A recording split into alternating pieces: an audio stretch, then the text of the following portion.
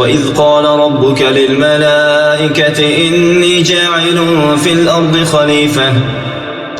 قالوا أتجعل فيها من يفسد فيها ويسفك الدماء ونحن نسبح بحمدك ونقدس لك قال إني أعلم ما لا تعلمون وعلم آدم الأسماء كلها ثم عرضهم على الملائكة فقال أنبئوني بأسماء هؤلاء إن كنتم صادقين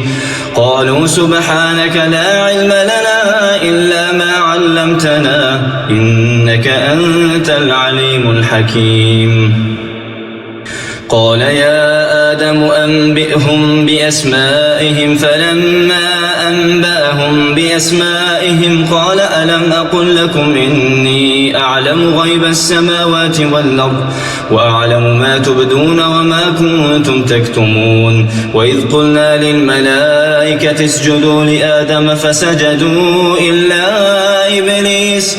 أبى واستكبر وكان من الكافرين وقلنا يا آدم اسكن أنت وزوجك الجنة وكلا منها رغدا حيث شئتما ولا تقربا هذه الشجرة فتكونا من الظالمين فأزلهما الشيطان عنها فأخرجهما مما كانا فيه وقلنا اهبطوا بعضكم لبعض عدو ولكم في الأرض مستقر